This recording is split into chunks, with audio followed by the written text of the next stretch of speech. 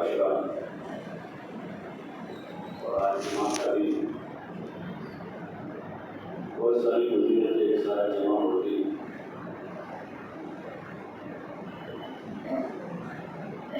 اللہ تعالیٰ کی طرف سے ایسے اوقات میں ایسے دنوں میں ان بندوں کی طرف سے بہت زیادہ متوجہ ہوتی. اس لیے ہمیں کوشش کرنی چاہیے کہ ایام کی ہم قدر کریں.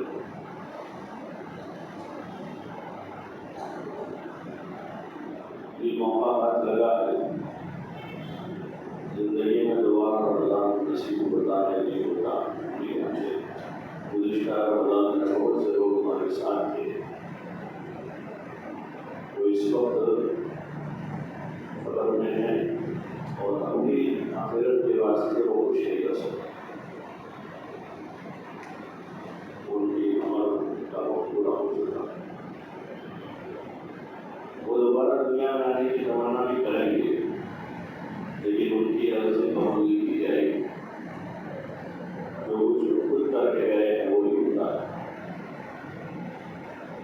ابھی ہم زمین کے اوپر ہیں، ہمارے پاس موقع ہے، چانس ہے کہ ہم ان ایام کی قدر دانی کریں. اور سب سے پہلے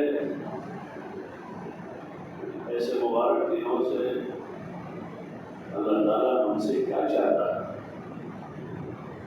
منشے خداوندی کیا ہے.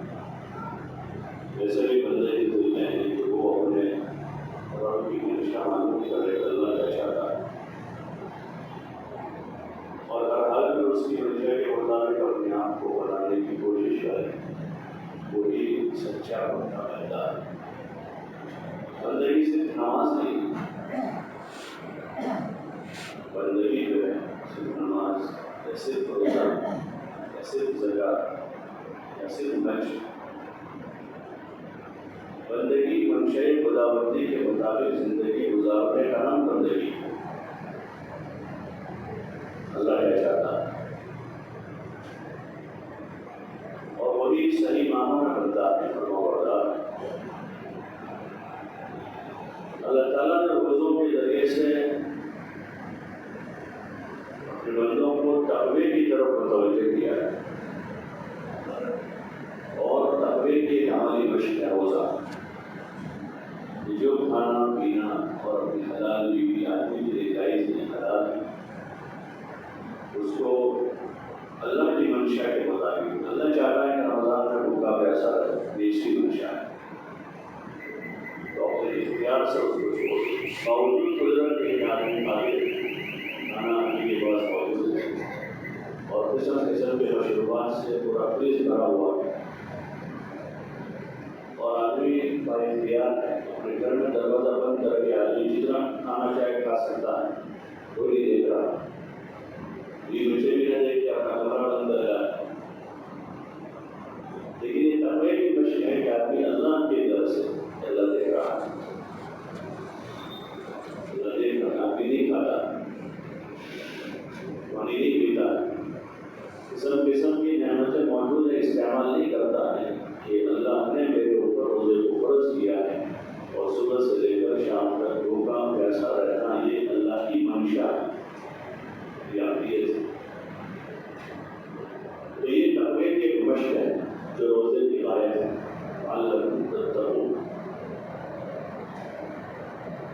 روزانہ ہماری یہ کوشش ہو کہ آج کا ایک روزہ، 2 روزے، 5 روزے، 10 روزے، 16 روزے گزر گئے. 16 روزوں میں تقوی کتنا ہے؟ ہر والا حساب کرتا ہے کہ 16 دن میں اتنا کمایا، 10 دن حساب کرتا ہے کہ 16 دن میں اتنا سیکھ گیا، اور دیگر کاروبار والے اپنا حساب جوڑتے ہیں. شام کو 5 دن میں 200، 500، 1000 کا نفع ہوا، 15 دن میں اتنے ہو گئے، مہینے بھر میں اتنے ہوئے. ہماری جو کمائی ہے اس مہینے کی وہ تقویٰ، اس مہینے کی ہماری کمائی ہے تقویٰ. تو اس تقوی میں کتنا اضافہ ہوا ہے ہمارے پاس، کتنا اس کا بیلنس جمع ہوا ہے. آدمی حساب جوڑے گا تو اندازہ ہوگا کہ یہ 15 دن میں 16 دن میں زندگی میں اتنا فرق آیا، اللہ کا اتنا ڈر پیدا ہوا، نیکیوں کی طرف اتنی رغبت بڑھی. اور گناہوں سے بچنے کا اتنا جذبہ بنا. دھیرے دھیرے دھیرے رمضان گزرتا جائے اور ہمارے اندر 100% اطاعت کا مادہ پیدا ہو جائے, 100% بندگی کا اور 100% اتباع رسول صلی اللہ علیہ وسلم کا جذبہ پیدا ہو جائے. تو یہ ہمارا رمضان حصول ہو گیا, یہ رمضان ہمارا حصول ہو گیا. اور اگر یہ چیز پیدا نہیں ہوئی ہے تو پھر غفلت سے گزر رہا ہے. ہمارے روزے ہو رہے ہیں صبح سے شام تک بھوکا پیسہ رہنا, اور روزے کا فریضہ ہم سے ادا ہو رہا, لیکن جو اس کا اصل ہے, جو اس کا نفع ہے, وہ نفع حاصل نہیں ہو رہا. اس لیے احتساب عمل سے ہی آدمی نفع اٹھانا, عمل پر احتساب, اس پر ملنے والا کیا ہے, روزے پر اجر یہ ہے اور روزے کے نتیجے میں تقویٰ, گناہ سے بچنے کی قوت پیدا ہو اور نیکیوں کی رغبت.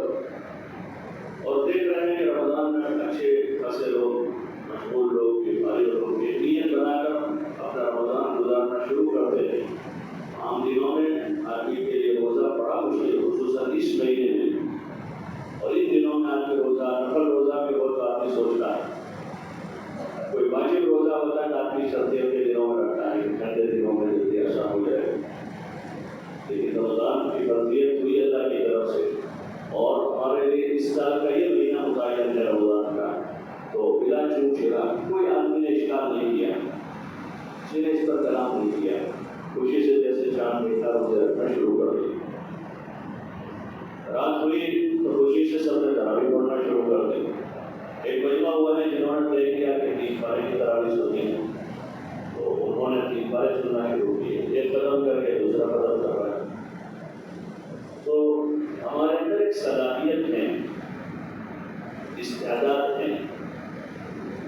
رمضان میں وہ استعداد اجاگر ہوتی ہے, روزہ رکھنے کی, نماز پڑھنے کی, تراویح پڑھنے کی, نفلیں پڑھنے کی, دعا مانگنے کی, تہجد پڑھنے کی, غریبوں, یتیموں, مسکینوں کی مدد کرنے کی, سب کی صلاحیت ہے. وہ صلاحیت اجاگر ہوتی ہے. لیکن چونکہ نیت ان ساری چیزوں میں صرف ہمارے رمضان کی ہے, تو رمضان پورا ہوتے ہیں یہ ساری صلاحیتیں دوبارہ بیٹھ جائیں. بعد رمضان ایک بار آدمی مشکل سے نہیں پڑھ پاتا, جو 3 بار روزانہ پڑھتا ہے. بعد رمضان عشاء کے بعد کی وتر کے ساتھ کی سنت آدمی نہیں پڑھ پاتا, نفل نہیں پڑھ پاتا 4 رکعت. جس نے طے کیا رمضان میں 20 رکعتیں آدمی 3 پاروں کے ساتھ سنتا, 3 پارے سنتا 20 رکعت میں.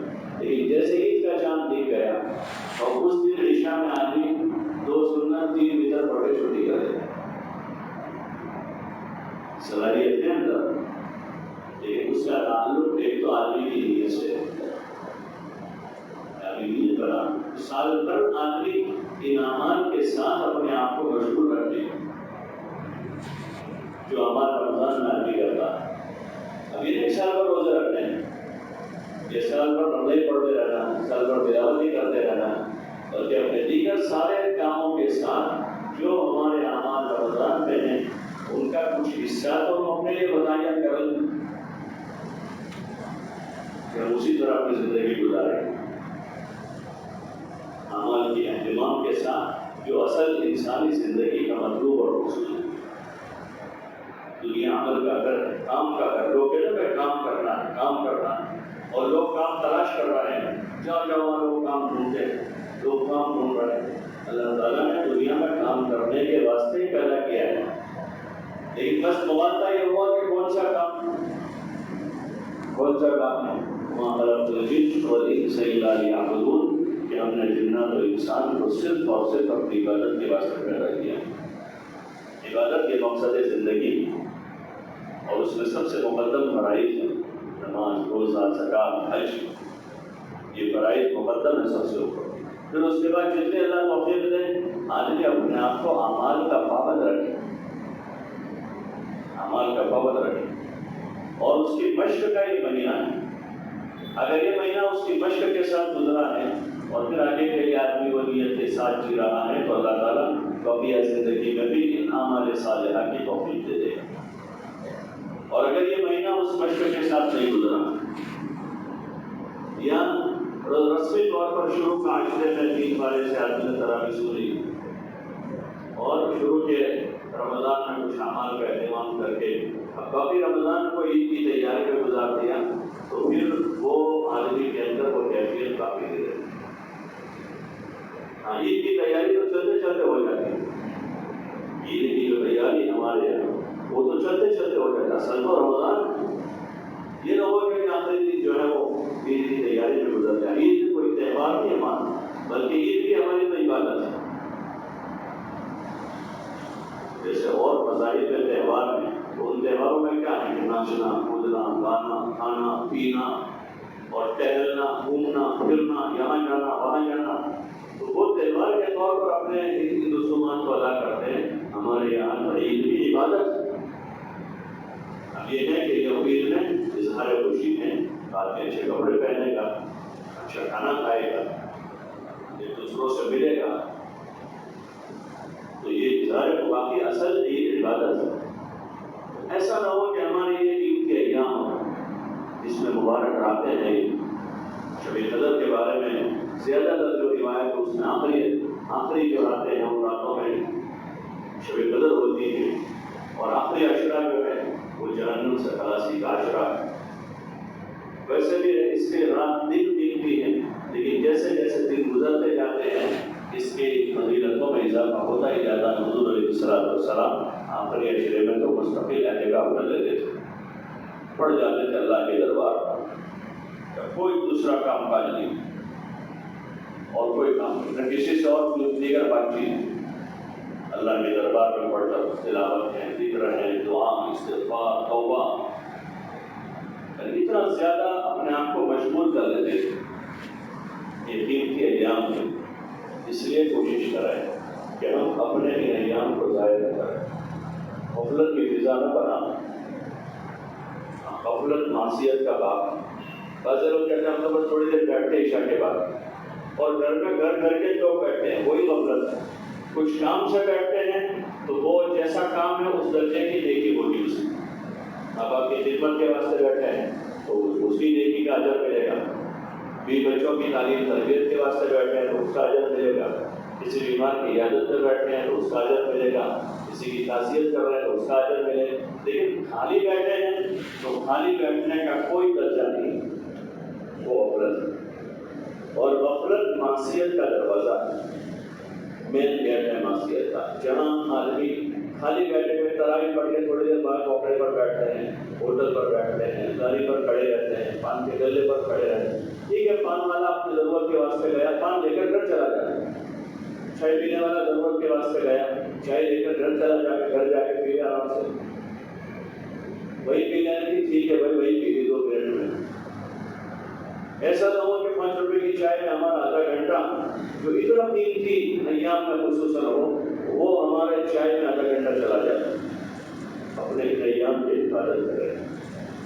اور ہم خود اس کی وجہ سے ہماری صحت کی ہم خود حفاظت کرتے ہیں ہمارے جسم کی ہم خود حفاظت کرتے ہیں ہمارے سامان کی ہم خود حفاظت کرتے ہیں ہمارے اوقات کی ہمیں خود حفاظت کرنی پڑے گی.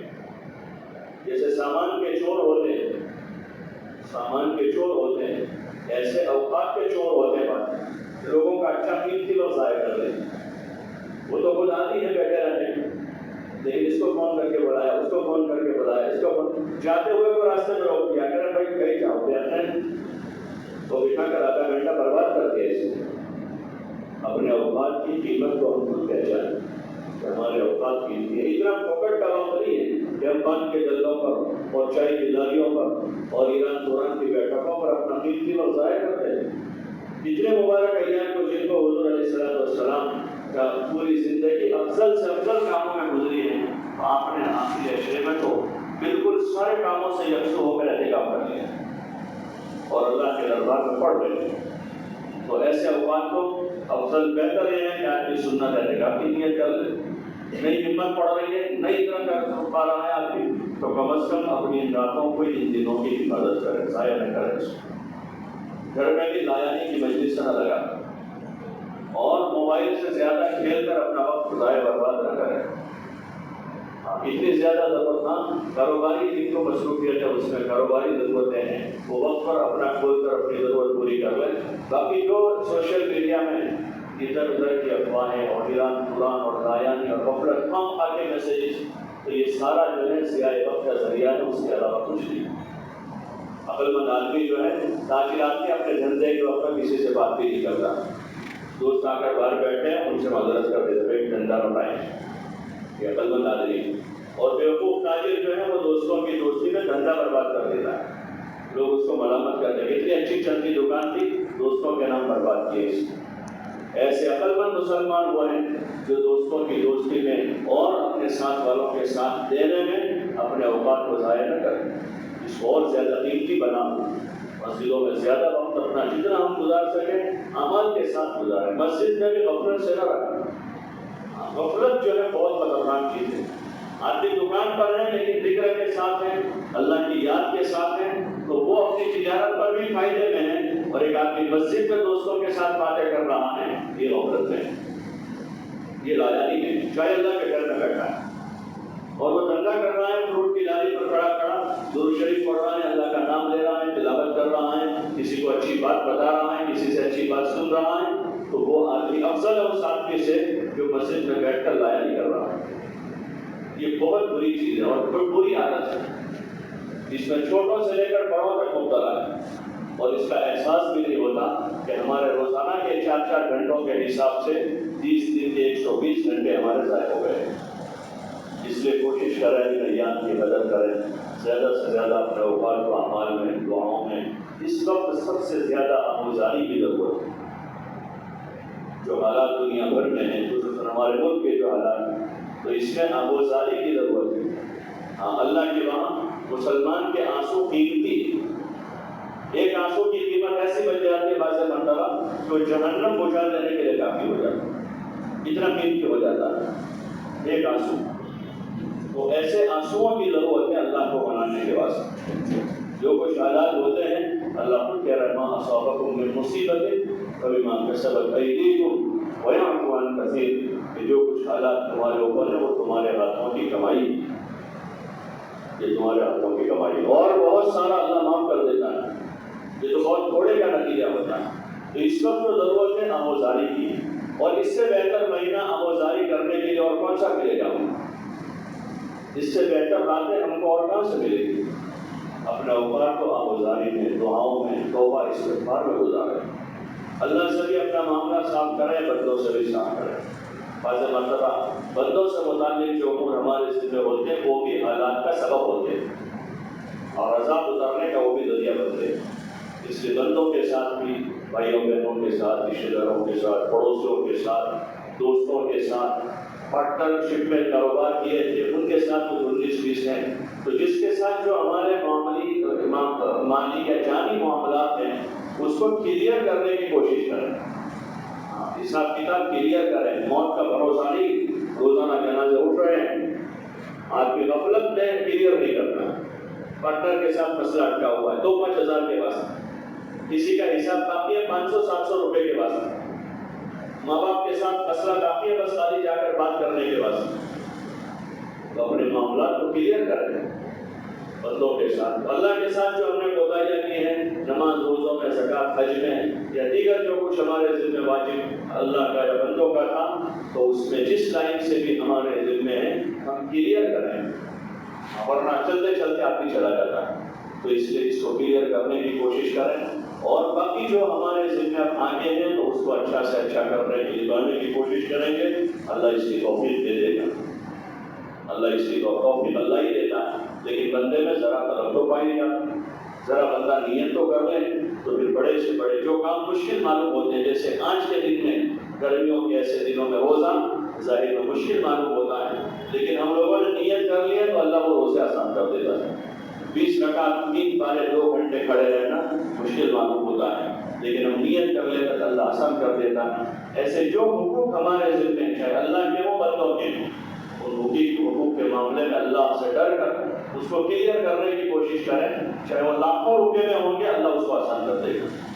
چاہے وہ کتنا مشکل معلوم ہو رہا ہوگا، اللہ اپنے فضل سے اپنی قدرت سے اس کو آسان کر دے گا۔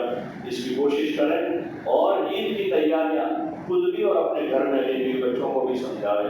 عید کے دن نئے کپڑے سلانا سنت نہیں ہے، عید کے دن نئے کپڑے سلوانا سنت نہیں ہے۔ ہمارے پاس جو موجود کپڑے ہیں اس میں جو اچھے کپڑے وہ پہننا سنت ہے۔ ہمارے پاس جو بڑے ہوئے کپڑے ہیں ان میں جو اچھے ہیں اس کو پہننے جمعہ کے لیے، عید کے لیے، یہی سنت ہے اس میں۔ تو اس لیے کپڑوں کے نام پر، جوتوں کے نام پر اور بچوں کے کھلونوں کے نام پر ایک پھوکا دینے کے لیے اچھا خاصا آدمی 2 گھنٹے ضائع کر دیتا ہے، بچوں کو لے کر نکلتا ہے رات میں 5 روپے کا پھوکا دینے کے لیے۔ اتنی عقل نہیں آدمی کو کہ کھلونے کے واسطے 2 گھنٹے آدمی برباد کرتے ہیں۔ عید کی تیاریوں میں اور سامان کی خریدی اس میں وقت ضائع نہ کر، ہم کسی وقت جا کر 5-10 منٹ میں اپنی ضروری سامان کو آدمی نے خرید لیا، گھر کی کام کاج اپنی ضروریات 2-5 منٹ میں جا کر آدمی خرید لی، اور شام کے وقت خصوصاً روڈ پر پورے فروٹ کے خریدی کے نام پر بھیڑ جام کرتے ہیں، ان سے ہماری گزارش ہے اللہ کے واسطے عصر کے بعد فروٹ خریدنے کی کوئی خاص فضیلت نہیں کہ اس وقت ثواب زیادہ ملے گا۔ دن بھر ہمارے پاس ہے، دن بھر میں 10 چکر آدمی کرتا ہے بازار کے، لیکن وہ فروٹ لے کر نہیں آتا، فروٹ لینے عصر کے بعد جاتا ہے، اور رستوں پر بھیڑ، مسجدوں کے آگے اور سڑکوں پر آدھے اور لوگ روک لیتے ہیں۔ پتہ نہیں ہے کہ راستہ روکنا کتنا بڑا گناہ ہے۔ اس لیے عقل مندی سے کام لیں، اپنے اوقات کو ضائع نہ کریں، جو چیزیں ہماری ضرورت کی ہیں اس کو کم سے کم ایک چکر میں 2 کام کر کے آ رہی ہے عقل مندی۔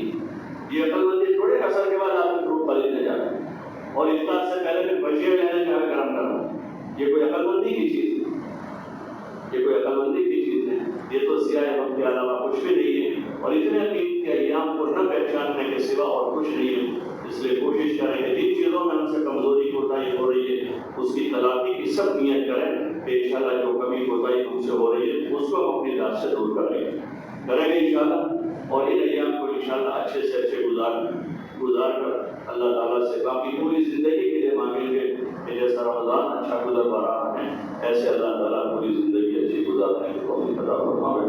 اللہ تعالیٰ ہم سب کو کہنے سننے سے زیادہ عمل کی توفیق عطا فرمائے۔